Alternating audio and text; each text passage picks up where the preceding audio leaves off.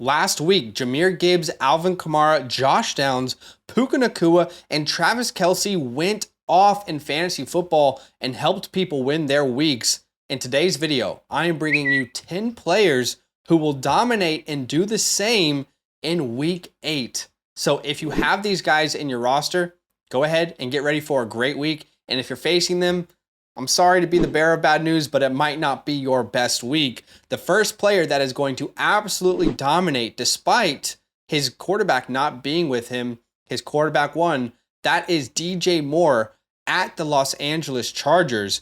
DJ Moore is the wide receiver 5 on the year, but he has been boom bust. We have to recognize that. In weeks 4 to 5, that's where he's gotten most of his points. In that time span, he averaged 38 points per game. However, in all his other games, he's averaging just 11.5 PPR points. The good news is, again, he faces the Chargers this week, who in 2023 give up the most points to fantasy wide receivers.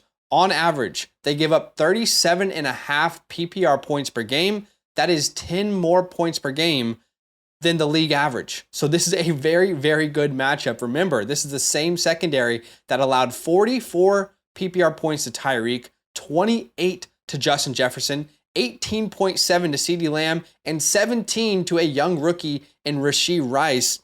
This secondary is getting roasted all year long. They actually allowed the most passing yards per game amongst NFL defenses at 310.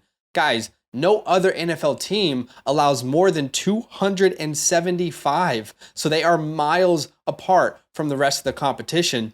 And Tyson Bagent, aka the T-Bag, has showed us last week that he can be a competent quarterback in the NFL. He completed 21 of 29 passes last week, 72.4% completion percentage, 1 touchdown, no turnovers.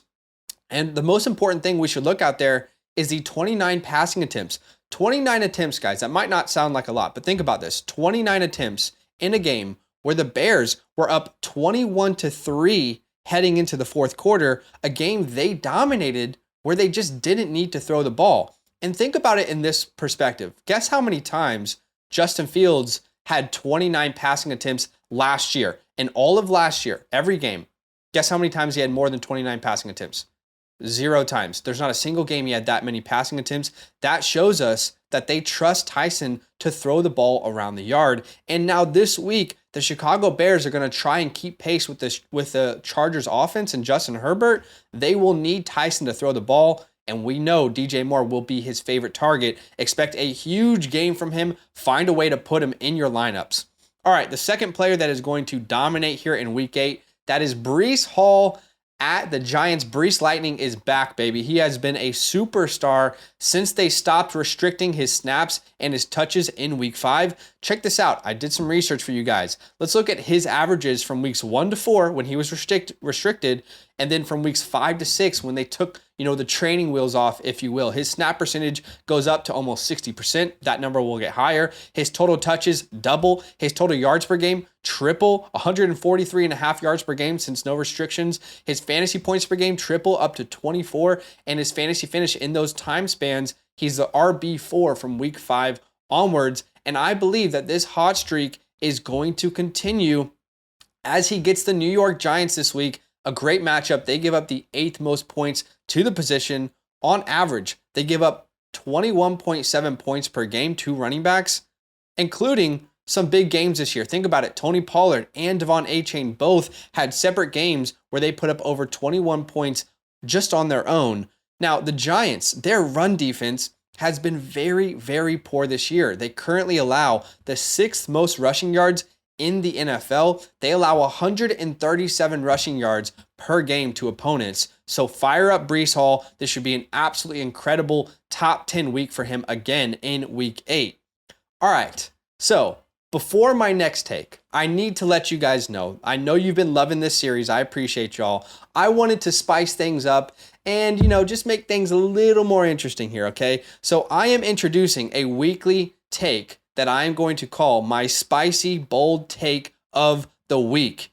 And here in week 8, my spicy, bold take of the week is Calvin Ridley bouncing back and putting up 18 or more PPR points against the Pittsburgh Steelers, baby. That's right. I know a lot of people will not like this take. This might not be a popular take, but we're calling it a bold, spicy take for a reason.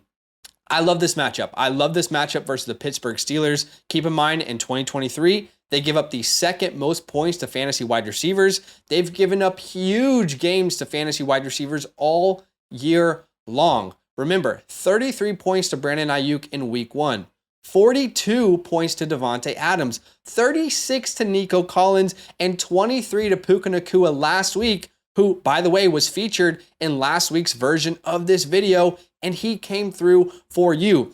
Offensive coordinators are having a field day, guys, against this defense. They currently give up the 8th most passing yards per game. I know. I hear you. You're sitting here and you're thinking, you're kidding me. You're starting Calvin Ridley. He had 1 reception last week. I get it. I understand.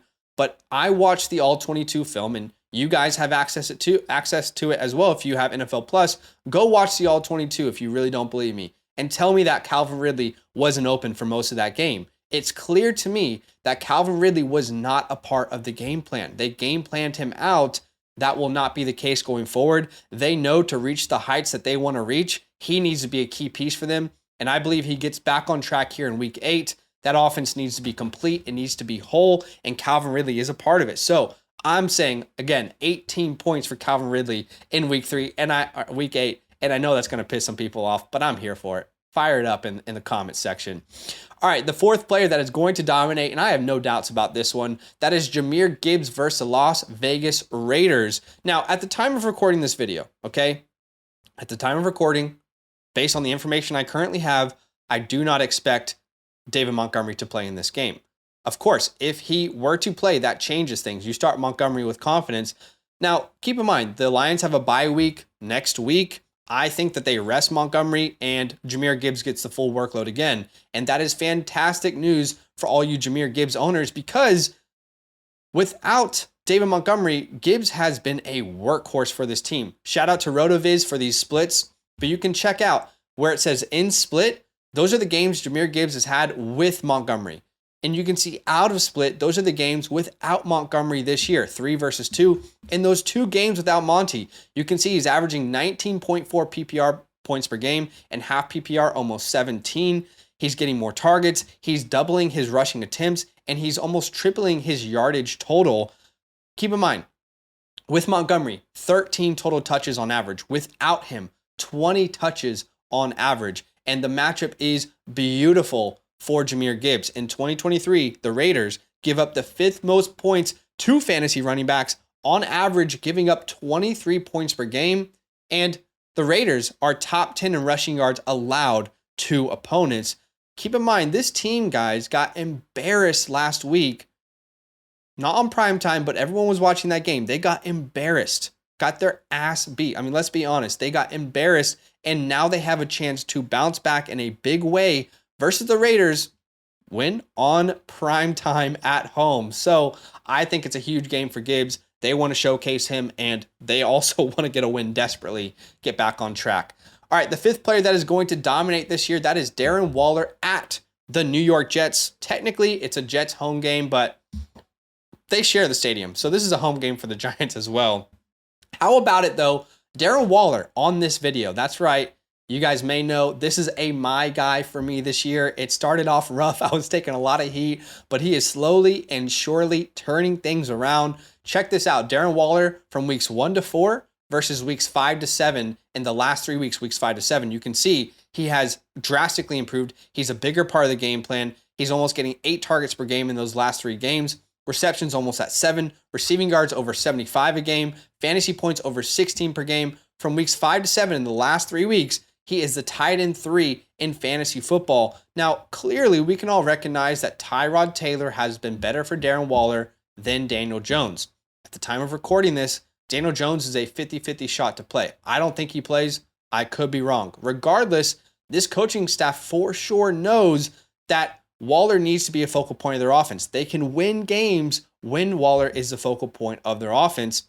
Combine that with the fact that this offensive line has stepped up in a big way, and they have Waller in particular has the best matchup for tight ends.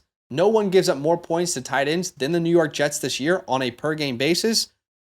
They've allowed 50% of their games a top 15 finish to tight ends. Let's hope that it's another Tyrod Taylor start, but regardless, you got to fire up Darren Waller with some confidence.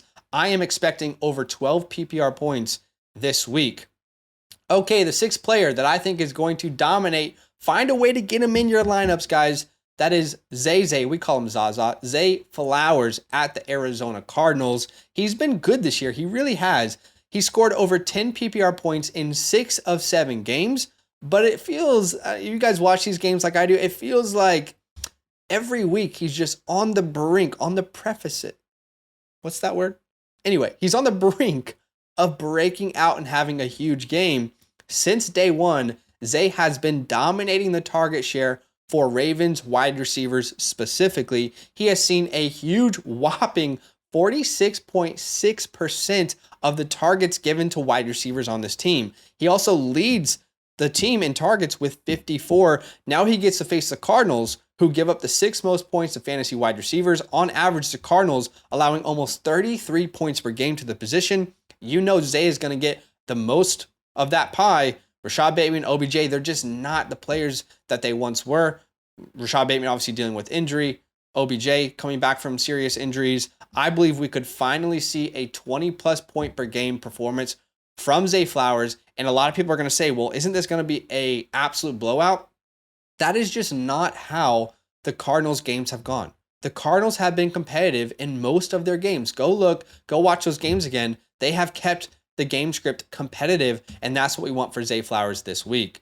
All right, the 7th player that I think is going to dominate, a little bit of a down week last week, but let's fire up Justin Herbert versus the Chicago Bears with confidence.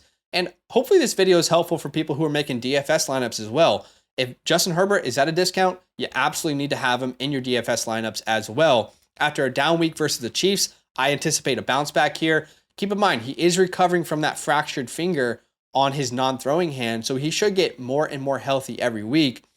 Justin Herbert has scored over 24 points, that's in 6-point passing touchdown formats, over 24 points in 5 of 6 games this year, and he was a quarterback 1 on a per-game basis before his bye week, and now he gets to play the Bears. The perfect bounce back for this 2-4 Chargers team who just need a signature win. That could be this week, or a bounce back win rather. In 2023, the Bears give up the 6th most points to fantasy quarterbacks. It's been a field day. They're averaging 19 points per game to the quarterback position. And a lot of that has to do with the fact that their defensive line cannot get pressure and their secondary cannot keep up with these wide receivers that they're facing. Austin Eckler getting healthier and healthier each week should continue to be a big factor in the air. I'm going to go ahead and call it top 5 week for Justin Herbert here in week 8. All right, the 8th player that you need to find a way to get into your lineup, that is the Chiefs running back, Isaiah Pacheco. Isaiah Pacheco goes to Denver to face the Broncos, and this is his 2nd appearance on this video series. He's moving into that must-start territory for any 12-man leagues. This team's identity in Kansas City is completely different to any team we've ever seen in the Patrick Mahomes era. This is the best offense we have seen Patrick Mahomes have as a Kansas City Chiefs.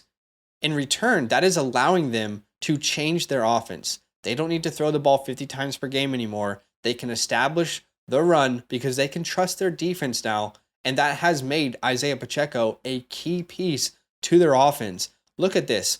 From 2022 versus 2023, look at Isaiah Pacheco's usage. He has a huge increase in touches per game this year, almost 18 per game compared to about 11 last year.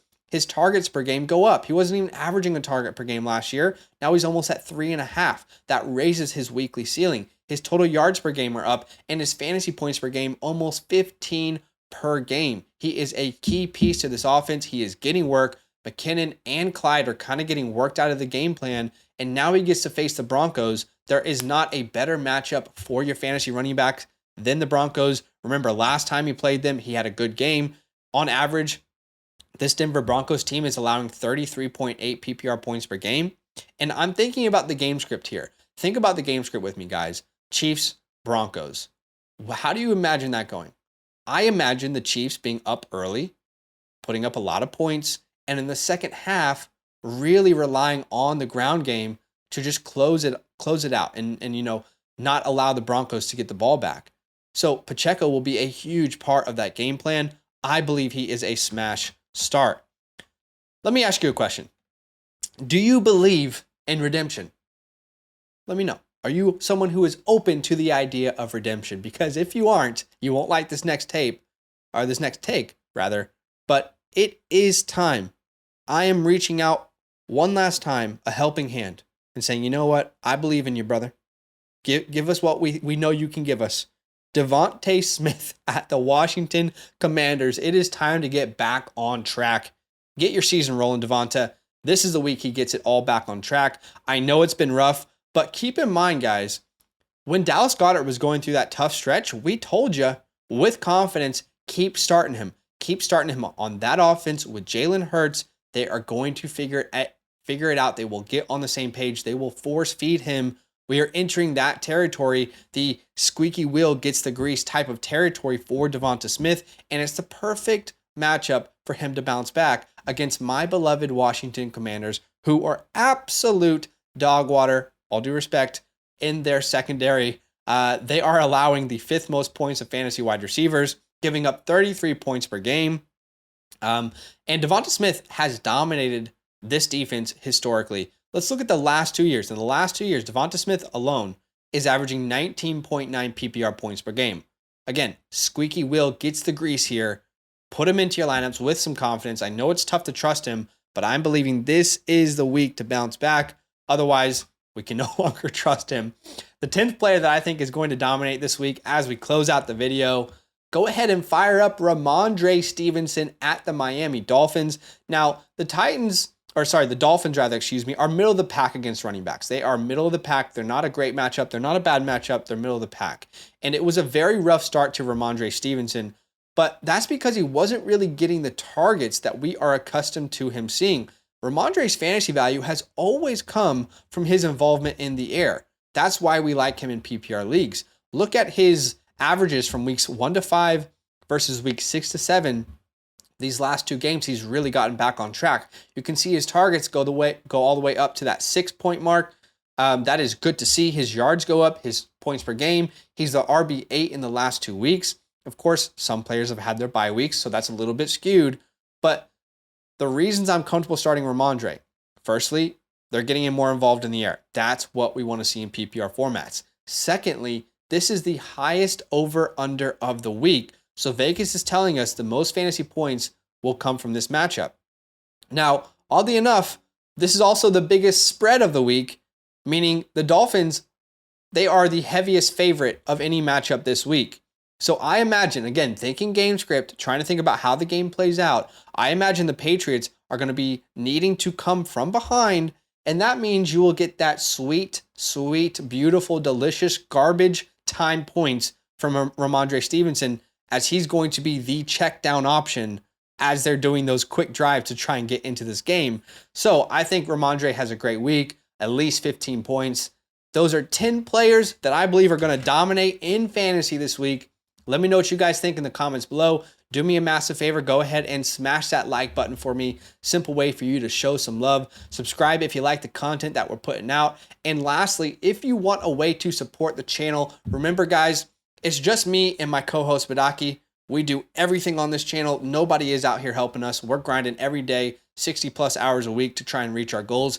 You can support us. You can try and help us get there by using our promo code LAND when signing up to the Flock Fantasy website. You get so much in return for your purchase. Rest of season rankings. You get articles from all the best people in the industry. You get my weekly rankings personally.